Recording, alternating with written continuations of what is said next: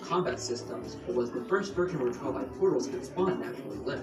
The problem with this category split is that it is more of a haphazard grouping than a carefully crafted decision.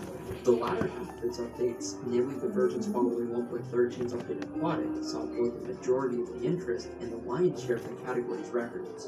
Our dum-dum group of 0.9 to 0.12 versions might have been grouped into these updates, but they were a drastically different experience to run for several reasons, a fact which caused some prominent runners to advocate for a version split right down the middle. And on September 24th, it happened for both Random Seed and Set Seed, giving way to the 1.9 to 1.12 version split to be born. This on its own wouldn't have been much more than a novelty, but we had the unique opportunity to look at a group of versions that have been basically untouched by speedrunning. Even back when an update like 1.12 was the latest and greatest Minecraft had to offer, runners were still focused on the pre-1.9 versions, despite that era requiring a page for to as a vendor. The first recorded run that would be retrospectively considered as part of the 0.9 to 0.12 category even has a note beside it on the world record history note, saying that it was really holding the record because nobody thought to run these versions before it.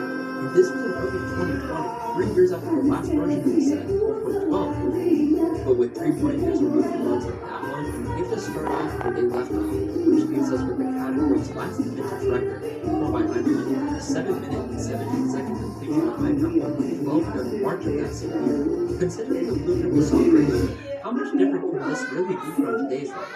First, it makes us look at the sample and cemented, which tracks from the sea and rainbow.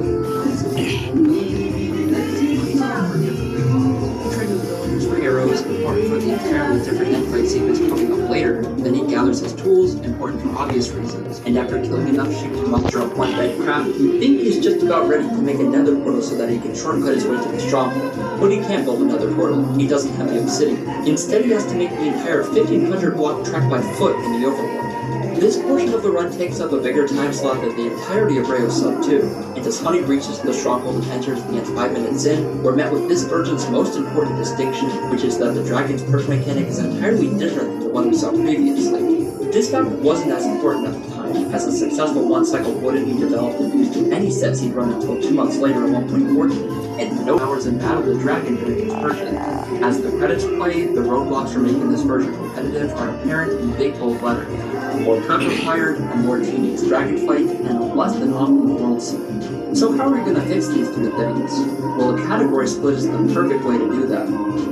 There were more than 1,000 messages in the 0.9 to 0.12 channel during its first ever day on the SSG Discord server, and the first order of business was finding a new world scene to play around with. Thankfully, the kind folks over at the Minecraft at Home Discord used a list of 400,000 seeds of the 12i portal located somewhere in the first ring, which acts as a concentric area that is guaranteed to host the stronghold. In the process of refining this list of 400,000 down to something that can fit on a single page, we find